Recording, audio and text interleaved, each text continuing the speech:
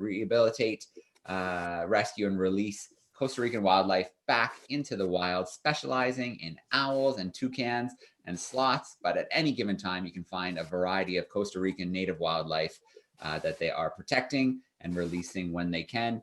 Daniel, it is so great to have you joining us live in Costa Rica today on World Otter Day. And it looks like Emma is just really excited to be here. Yeah, thank you so much for joining us today, guys. Yes, my name is Daniel. I'm a biologist, and I've been working in the ranch for almost 4 years now. So, just like Joe said, Toucan Rescue Ranch is an organization that focuses on the rescue, rehab, and release of the animals. We have a bunch of animals. We specialize mostly in sloths, toucans, and also owls, but that still doesn't mean that we don't care for other animals, including Emma, that she's the star of the ranch, not only today, but every single day. Now, Emma is a neotropical river otter. So we're gonna talk about the neotropical river otters in just a minute, but I'm just gonna tell you why she's here, the story. And what happened to Emma is that she was in a river with her mom in the Caribbean. So she was with her mom, and some kids actually started to throw stones at her. So she got separated from her mom. And thankfully, there was a neighbor that saw what was going on, and she rescued Emma. And what happened is that she tried to look for her mom, but sadly, the neighbor couldn't find the mom at all. So what she did is that she called MINAE. Now, MINAE is the Environmental Ministry of Costa Rica here in the country. They are the one that take care of the rescue and they protect the rainforest pretty much.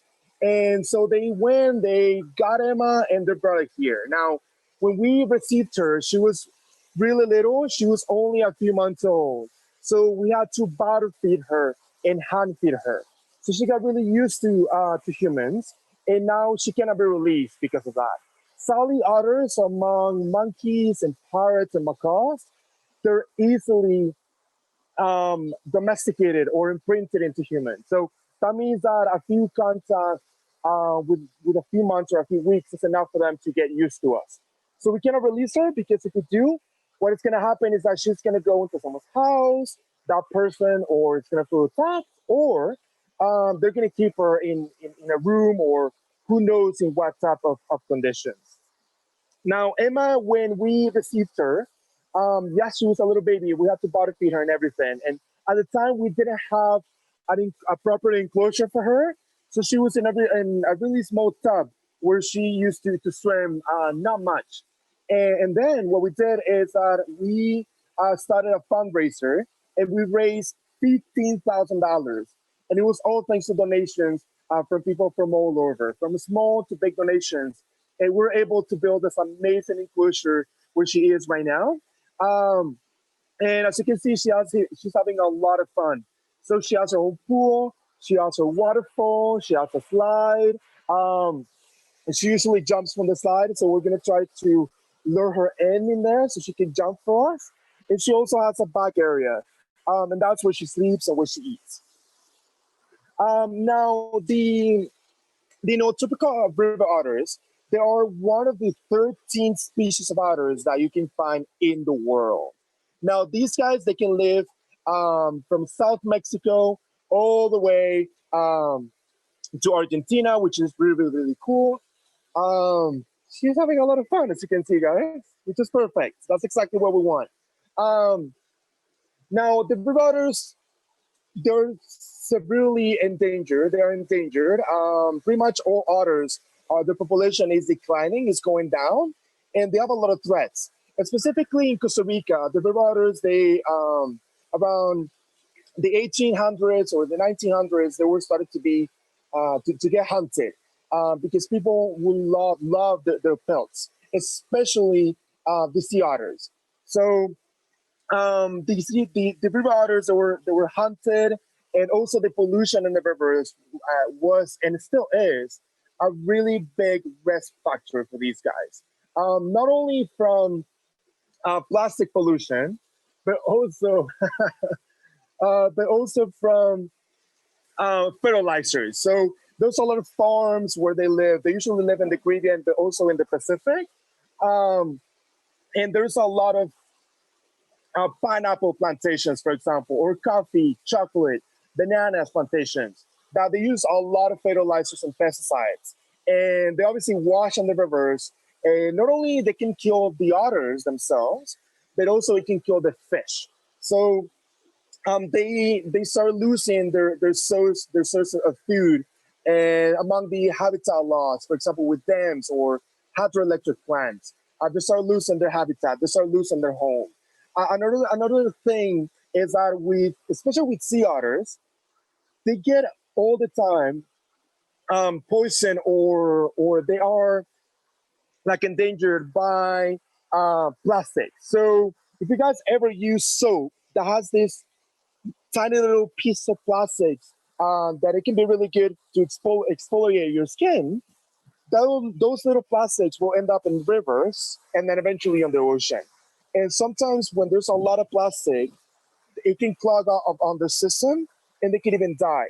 Sometimes what happens is that the fish eat these pieces of plastic and then the rivers and then the otters eat the fish and eventually the plastic. So an early recommendation that I will give you to save the otters is to not use soap that includes this plastic exfoliant. Instead, maybe you can use more natural things. For example, there's some soaps that use seashells, although obviously this also has an impact, but in my opinion, I think that it's a bit lower than using plastic. So that's another way that you can do to help the otters from home. Now, the diet of the otters is quite diverse. So, in the rainy season, they usually eat a lot of fish. So, around 60% of their diet consists of fish. Um, and then the other percentage that it can be mollusks or things that they can find in the area between the rivers and also from the sea. These guys, like I said, they're otters, so they rarely go on the sea, but they can go into the estuaries, where there's the area between the sea and the river, so they can also hunt there. The problem is that when the dry season comes, obviously the levels of the river goes down, and especially the fish. So they don't get that much fish in the dry season, so they need to adapt to eat something else. And we've seen that the otters in the dry season they start eating frogs.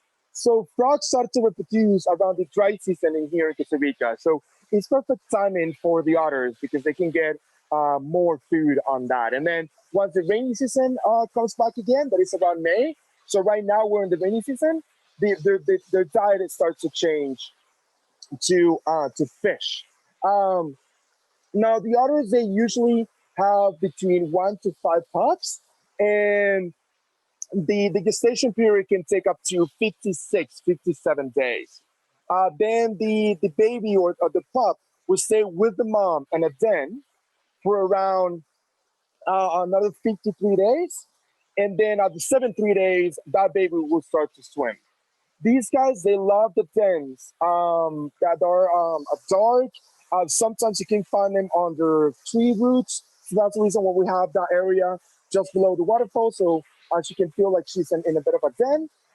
And she loves to take a nap there every single morning and every single afternoon, which is really, really good, especially when it's really, really warm. Now, these guys, at least the river otters, they love to be in rivers or in places of the rivers where it's like fast moving. It's like fast moving water. They don't like to be in quiet waters like muddy waters. They don't. And if they can, they will choose a place where it's a bit more deep. So the water can be a bit more deep. And these guys, they can hold their breath for up to 8 minutes, which is really, really impressive. The lifespan of the otters, at least this species can be between 10 to 15 years, maybe just a bit more in the wild, but obviously, sorry, a bit more in captivity and a bit less in the wild. There are other species of otters. Like I mentioned, there are 13 species of otters, and the lifespan can change. For example, the giant otter in North America, the river otter, those guys that can live between 20 to 25 years, which can be a long time, and a bit less, like 27, 28 years in captivity. Um, if you guys are coming or are visiting us from the US, they're probably you guys are familiar with the giant sea otter that is on the, wow, she's having fun today, huh? She just got some fish. That's perfect. And we have more fish getting ready for her in just a minute. So you have the giant river otter that you find in the East Coast and also in some parts of the West Coast. And then you have the sea otters that you can find in the California coast. These guys are different species from Emma. That's the reason why she looks a bit smaller. And something to keep in mind is that sea otters, they are really social. The neotropical otters, they're not. So these guys, they like to be by themselves. They're solitary. They're a bit smaller. They don't like to be in big groups. They don't float in these big groups like the sea otters do. Now, what we're gonna do is that Sarah, by the way, Sarah, she's gonna give her some frozen fish because it's gonna warm today, and let's see if she reacts. Emma, come on, venga, Emma, venga. So, like I was saying, because Emma got so domesticated or quite used to us when we had to bottle feed her and hand feed her. That's the reason why sometimes she will respond to our calls. And that's why you can see that she loves Sarah. Sarah is a marketing specialist here at Toucan Rescue Ranch. And she loves to play with that. So she just loves to chase her. And she just loves to chase pretty much everyone. Hi, Emma. Hi.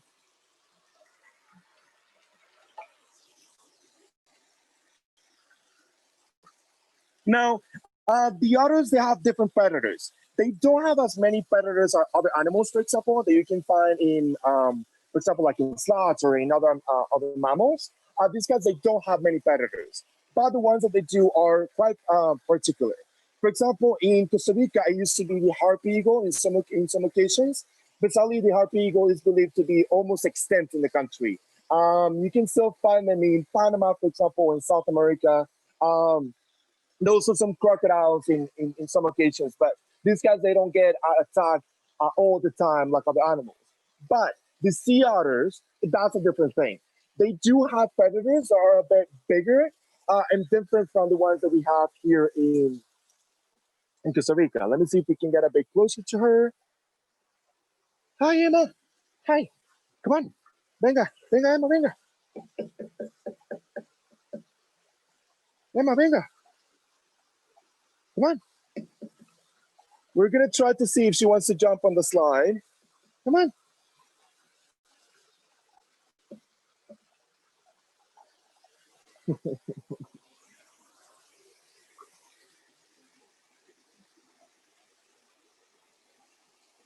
So yeah, like I was saying, the predators in other sea otters, for example, the Alaskan subspecies, there are some people have seen. Oh, hi, Emma. Hey.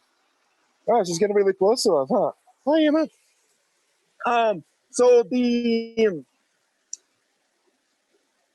crocodiles, for example, in some occasions can be the predators, but also the killer whales in the Alaskan subspecies.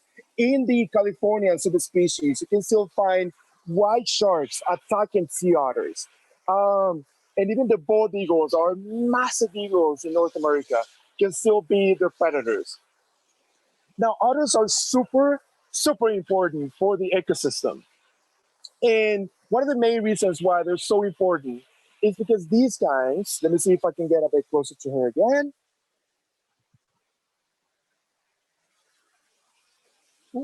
Hi, Emma, it's okay.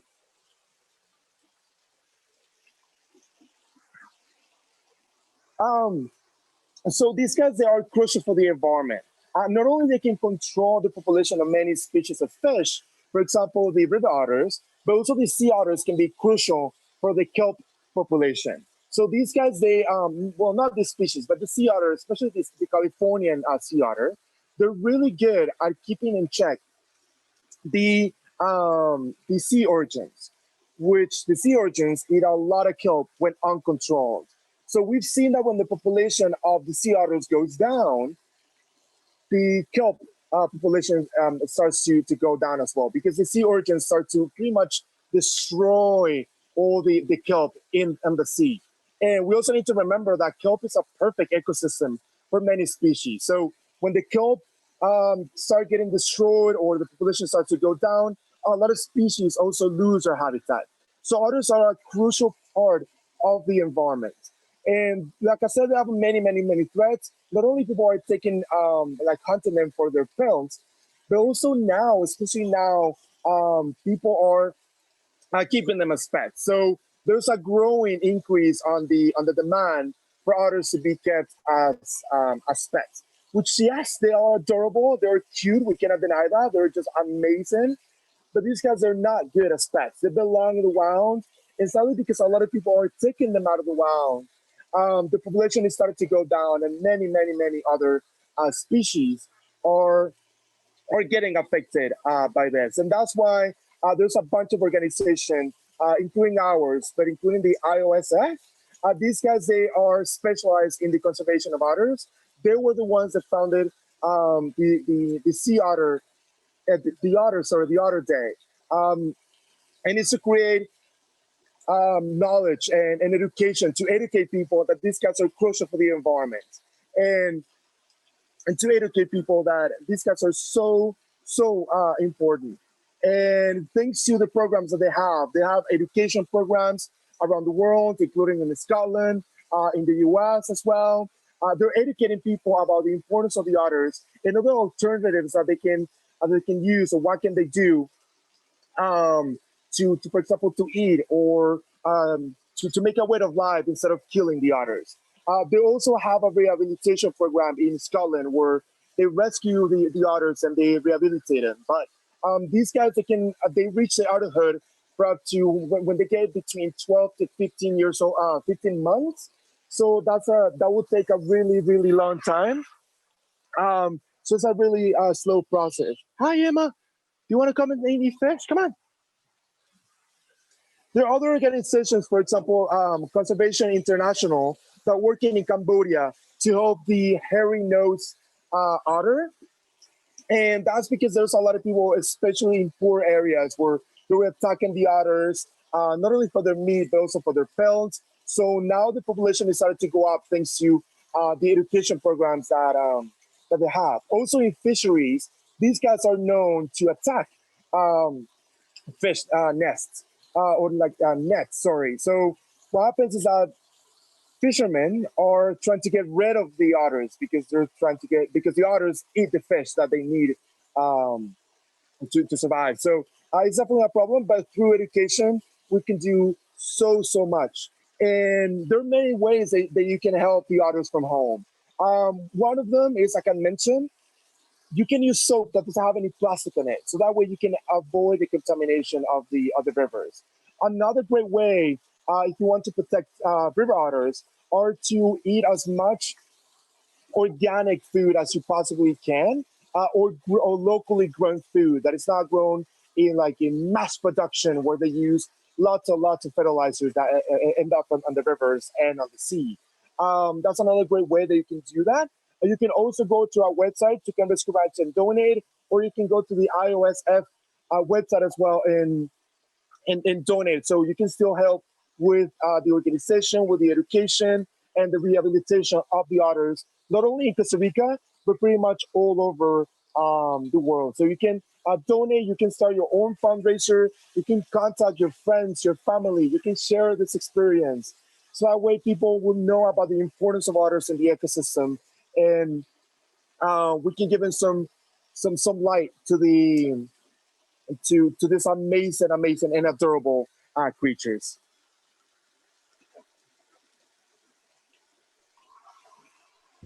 All right, Daniel, what do you think? You ready for some questions? Yes, we're actually going to try to do something. Okay. So before we go ahead, we're going to try to make Emma to go in here. So hopefully she won't go down the slide. Come on, Emma. Emma, venga. Emma, come on. Yeah. Huh? Emma, come on. Oh, okay. Well, we need to remember that Emma is a tropical otter, a wild animal. So they pretty much do whatever they want to, and that's okay. So yeah, we can go ahead with some questions now. All right. Well, Daniel, thank you so much. Thanks for sharing some amazing details about otters, not only otters like Emma, but also other otters around the world and why they're so important. It looks like Emma is just having a ton of fun on World Otter Day. So thanks for sharing that with us. And it's nice to see she's got a nice place to live. And it looks pretty swanky, pretty lucky. Nice pool, nice waterfall. She's a lucky otter. All right, well, let's start meeting some of our groups from around the world. We have over 300 groups tuning in live right now, Daniel. Everybody wants to spend a little bit of time with Emma today. I'm going to try and give a few shout outs, but I'll never get to everybody. We've got Ottawa, Ontario, Guelph, North Carolina, Stafford Springs, Connecticut, Calgary, Alberta, Picton, Ontario, Gravenhurst, Orillia, Montreal and Quebec, Niagara Falls, Vancouver Island, more North Carolina action, Kelowna, North Bay, Ontario, Campbell River, British Columbia. Oh man, it goes on and on. White City, Saskatchewan, Michigan. Let's do a few more. Guelph, Ontario, Uxbridge, Ontario, Michigan, Algonquin and Barrie. All right, that's all I can do for now. It's just going to keep going and going. So many great groups joining us live. We also have some groups joining us live on camera, and their students are joining in and they have questions. So let's start off with, let's see. Let's go to Mrs. Davies. Her group's joining us from Smith Falls. Let me turn that microphone on. Mrs. Davies, you're going to have to turn it on for me. I can't turn it on right now. Hey, is that working? We gotcha. How you doing today? Perfect. I'm doing well, except for I still look like a brick wall. Okay, I have a couple of questions, and I think this was answered, but we were so interested in watching cute little Emma. They were wondering how old she is and how many otters that you have at the rescue center, and when is breeding season? All right. So Emma is around 4 years old. I believe that this year she's going to turn 5. Right now, we only have Emma. So we only have her right now. But this enclosure can hold up to 3 otters. So just in case if we receive more otters, we can put the other otters with her so she can have some company. And the other question was... The breeding season. When is breeding? Oh, yeah. Sorry, the breeding season. So usually it's the spring. So it's around this time of the year where these guys start to reproduce. Obviously, it's not every single year. It will always depend, especially because they need to take care of the babies for a year and a half to 2 years. So yeah, it will be in the spring, at least with these guys. All right, good question to get us started. A reminder to those tuning in via YouTube, I'll send another link there in the chat. We have a Slido room open right now. You can head in there. You can upvote other people's questions and ask them there. So I'm going to pick a couple from there. So Kate, let's see. Oh, okay. So Sophia's wondering, when otters sleep during the day or at night, where do they sleep? What's their home in the wild? Yes. So there's a bunch of different otters. So I'm just going to talk about these guys, for example. So the river otters, they live in dens and then sleep in dens. So it's like holes on the dirt. They won't sleep there. But also they can sleep. Hi, Anna. Yeah, you're distracting us, huh? Hi. So yeah, they will sleep in dens. And these guys, they are diurnal. The sea otters, for example, the ones that you can find in California, they're also diurnal, and they pretty much sleep on the water. So you've probably seen pictures or videos of a bunch of otters holding their hands and getting drift away, and that's how they sleep. So the river otters, they are diurnal, and they sleep in dens. All right, let's go to another one of our live camera groups. This time we'll turn on Mr. Hill's microphone, joining us from Keswick, Ontario. How you doing, Mr. Hill? Hey, great. Thanks, Joe. Happy World Otter Day, everybody. Christian and Eliana, both in grade 5, would like to know what Emma's favorite food is and if she gets mollusks and crustaceans in captivity like she does in the wild. That's a great question. Her favorite food is fish. Now, that's pretty much a diet that we give her. So we give her a lot of fish, but we can also, oh, hi, I was looking for you. So we give her fish and also cat food. So that way we can introduce some nutrients and protein to her diet. We don't give her any mollusks. As for now, we always and are constantly changing or thinking of changing the diet. So that might be an option to give her a bit more things. But for now, we give her fish. And the way that we give her the fish is like in a bowl. So that way she pulls it apart in pieces. So, hi, Emma. No. What are you doing? So yeah, she loves fish, and we give her like that. And what she does is that you probably saw her. She carries it around, and then she will tear it down in pieces. So she will feel like she's eating like a normal fish. All right, let's grab another question from the Slido room here. And let's see. Okay, Zane is wondering if otters could be considered a keystone species in the river system. Yes, they can. They are considered a keystone species. And the main reason why this is because they regulate the population of many species, including, hi Emma, including the fish. So when otters disappear, the whole river ecosystem, even the riparian ecosystem, that is like the trees nearby or close to the river, start to disappear. So yeah, these guys, they are a keystone, a super important species on the rivers in Costa Rica, even in the world. Okay, let us turn on another microphone here. We're going to visit Mrs. Morrison. She is joining us from Spring Arbor, Michigan. Looks like with her second graders. Let's get that on. How you doing, Mrs. Morrison? Great, how are you? Good. So Christopher, one of my second graders, he wants to know those otters that do live in dens, how do they build them, or do they just find like a hole to live in? How do they find their dens? So usually with the river otters, they only find them and then they choose it. They don't build them. They don't make it too big of like adjustments to the dens. It's pretty much how, wow, she's really happy to she just flushed me. So yeah, they will pretty much just stay in there. And the only adjustment or the only thing that they do around the dens is they will just lay some feces so that way they can mark their territory. So yeah, they will just find the dens as they are completely natural. All right, I'm going to take a quick look on YouTube here and see if any questions have come in via YouTube that maybe didn't make it to the main chat. Let's see. I think most people are using the slide rooms. That's good. Oh, here's one. Julian's wondering how long otters can hold their breath for. So, hi Emma. Wow, she's really active right now, which is great. These otters that are the neotropical river otters, they can hold their breath for up to 8 minutes. The Californian sea otters, they can hold their breath.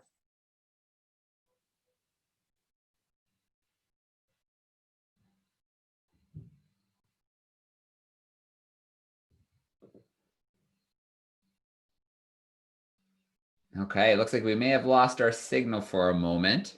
So one of two things is going to happen. Either it's going to come back to us right away, or Daniel's going to have to exit and come back into the call. So we'll give Daniel a minute and we'll see which option works for us, whether it just unfreezes for us or he has to exit and come back in. So don't forget, you can use the Slido room to send in some questions. I'm keeping a little bit of an eye on YouTube as well. And Daniel just left, which means he noticed he froze. And so hopefully we will see him momentarily.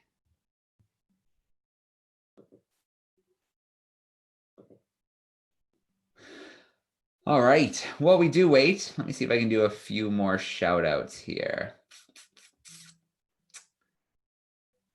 Let's see, I've got to go really high up. There's a lot of chat going on in here. A few users had to be removed for using the chat inappropriately. So let's try and keep the chat just to questions. Obviously, you can introduce yourselves. I see a few more good questions here about whether Emma will will breed in the future, about how deep sea otters can go. So we can ask a few of those questions when the time comes, but we'll wait and see if Daniel can get back into us. So you have to remember too that we're using a signal, a cell signal that they have at the Toucan Rescue Ranch. It's usually pretty good, but occasionally there are bad days. We've had a really good connection so far, and it looks like Daniel's coming back in. So we may be in luck to continue a little bit of fun time with Emma.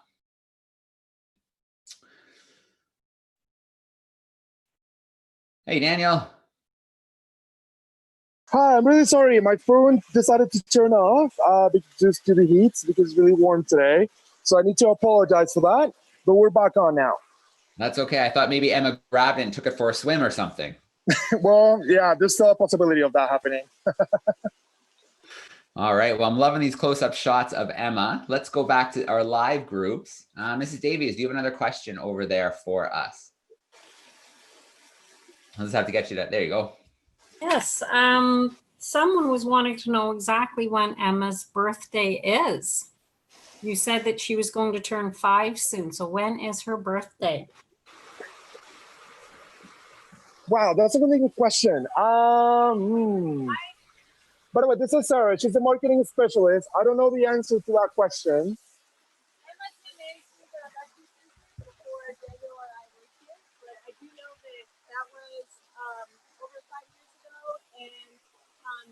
She came in as big as the palm of my hand. She was raised on milk, and that's why she's so keen with people. It's because, like Daniel was saying, she's easily habituated, which is another good reason why you shouldn't have these animals as pets.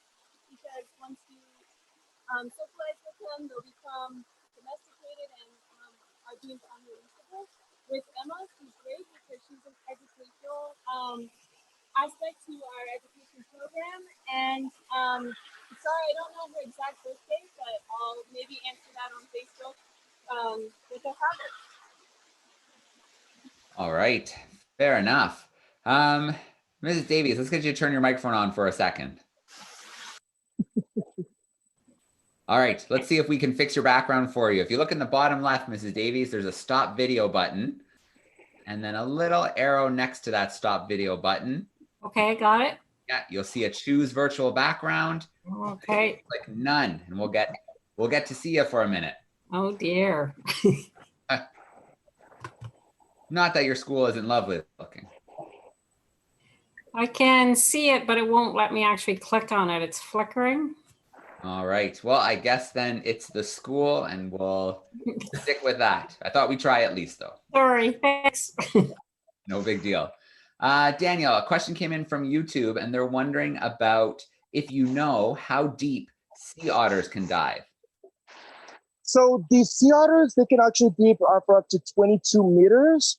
To be honest, I don't know how much that it will be in feet, but in meters, it can be 22 meters. So yeah, that's really impressive, by the way. Okay, so like 60, 66, 70 -ish. 60, 64, yeah, feet, kind of like that, yeah. All right, very cool. Mr. Hill, let's get your microphone on again. Did you get any more questions come in?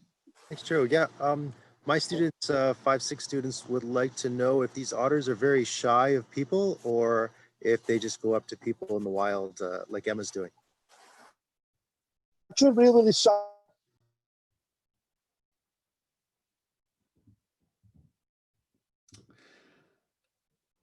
Okay, I think we might have lost Daniel again. It sounds like it's really hot and it's causing the phone to overheat. So I think that's why we've lost Daniel a couple times today. It sounded like he was saying that they're very shy in the wild, which isn't surprising at all. But we'll get confirmation on that if he's able to join us again. But it's possible we may have to wrap up shortly if his phone keeps overheating. I was working outside earlier this morning here, just outside of Toronto, and my computer wasn't too happy about it either. So I'm not surprised in Costa Rica right now that it's nice and warm and his phone might be overheating on him a little bit. Quick look back at the Slido room. Let's see what we've got here. Where is the ranch located? So we talked about that a little bit at the beginning, but it's in Costa Rica on the Osa Peninsula, which is an absolutely amazing place. in Costa Rica, one of the most biologically diverse places on the planet. So definitely do a little research into the Osa Peninsula.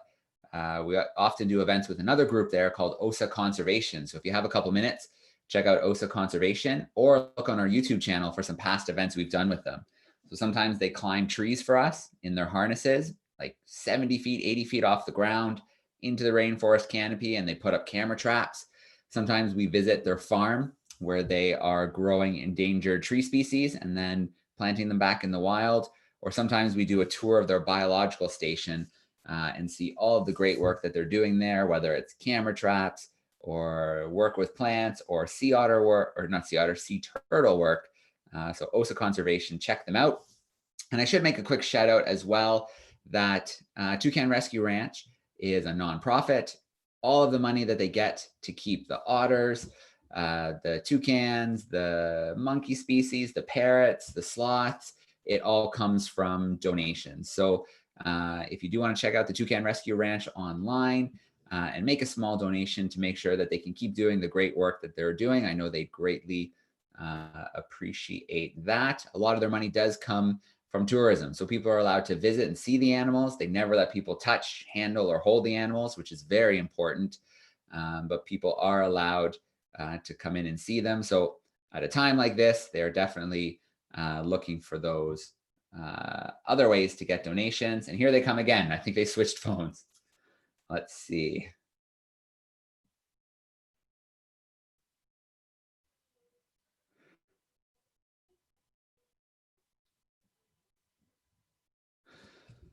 Just wait for the audio to connect. All right, here we go again. All right, it's just too hot there, Daniel. Let me just.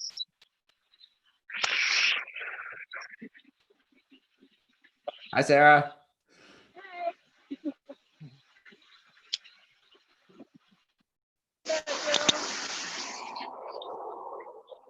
All right, now we're back in. Again, sorry, apparently today is one of the warmest days. It decided to be warm, which is perfect because everybody's having a lot of fun in the water. All right, awesome. Let's go to Mrs. Morrison's group in Michigan and see if they have another question for us. It looks like you guys already answered all their questions. All right, well, we like to hear that. Good stuff. This just shows how good of a job Daniel's doing today, talking about Emma and other otters. Okay, we've got one on the slider room. Gareth is in grade 2, and he's wondering, what do sea otters use their whiskers for? So that's a really good question. Now, the whiskers for the otters, even the blue otters, she has some, by the way. They use it pretty much to find the food. So that way, besides their hearing, they can use the whiskers to sense where the prey is based on the movements on the water. So that's pretty much how they use it for, to get the prey, especially the fish and other animals that they don't see clearly. With a whisk, they will be able to find them without even watching them, which is really, really impressive. All right, very cool. And I've got another question here in the Slido room, and this one is, they're curious about the water because it looks very green in color. So I'm guessing it's like that because you're trying to keep it almost like a natural river system. So you're not putting any chemicals in it. You're just kind of letting the water do its thing. Yes, correct. So the reason why the water is a bit greenish is because of the algae. So when it gets really, really, really sunny, by the way, she loves shoes and boots. So that's the reason why she's getting excited. So yeah, the water is green because of the algae. With the sun, it gets really, really like green. It's completely natural. It's not toxic or anything. It doesn't affect her. It's just like you, Joe said, it gets a bit more natural, more like in the wild. We put like a green screen on so that way we can reduce the algae. And although we have a filter system, sadly we cannot control it. And because we don't put any bleach or any other type of chemical, the water is as natural as possible. Come on, Emma, come on. All right. So, Mr. Hill or Mrs. Davey, feel free to turn on your microphone if you have another question. I might take one more Slido question as well, and then we will let Emma continue on with his day and let Sarah and Daniel move on with their day too. But it's been a ton of fun so far, having a little World Otter Day action with Emma. So I see Mr. Hill's mic's on. Do you have a question, Mr. Hill? Yeah, we had one more. So what portion of the day do otters spend actually in the water? Because if they hunt at dawn and dusk, do they spend the middle of the day just playing in the water in the wild? So with the river otters, for example, they can be very versatile with this. There has been some reports of river otters hunting really early morning and late afternoon, because these guys, they are diurnal, they will stay mostly active during the day. Most of the time, and most of the animals, their activity is reduced greatly in the middle of the day because it gets really, really warm. Even though these guys stay in the water, they can still go on land. So usually around noon, they will rest. And then in the morning and late afternoon, they are going to be playing and hunting. All right. And Daniel, while we were waiting for you to come back on the phone, I talked a little bit about, especially during this time, how important donations are to the Toucan Rescue Ranch. I thought maybe I'd just get you to follow up on that, and just tell everybody how the ranch is funded. Yes, so Toucan Rescue Ranch is pretty much funded by donations and also from tours, because obviously the situation that we all are going through, we have to close to the public to ensure the safety of our guests and our staff. So we're not receiving any type of income from that. So there are many ways that you can donate and help Toucan Rescue Ranch and even Emma. One of them is donating on our website to our programs. Right now we have the call for artists, where you can go and vote for a painting, and that way that money will go directly to the animals. Another great way is to join our virtual tours.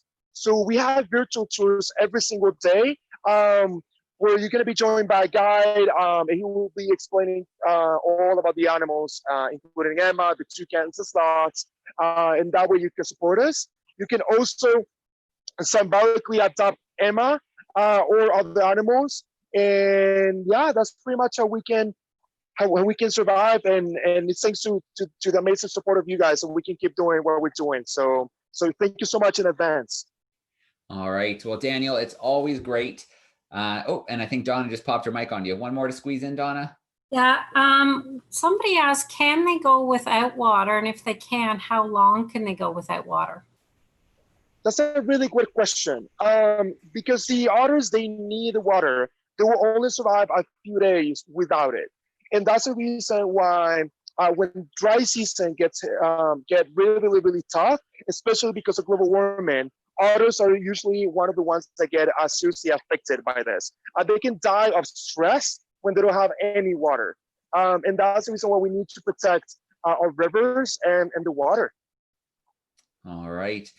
Well, Daniel, I want to give a shout out to everybody at Toucan Rescue Ranch. You guys do amazing work, whether we're hanging out with the sloths, the toucans, even anteaters sometimes. It's always a blast. It was great to spend a little bit of World Otter Day with Emma.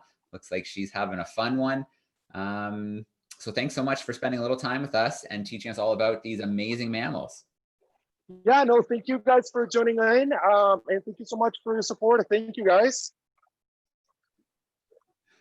All right, one more view of Emma before we head out. Thank you to everybody on YouTube. Thanks for sending in the great questions to the Slido room. Thank you to our live groups with Mr. Hill, Mrs. Morrison, Mrs. Davies as well. I hope you guys enjoy the rest of your days and get outside and have a little bit of fun. And we will see you on the next Exploring by the Seat of Your Pants event. Thanks, everyone.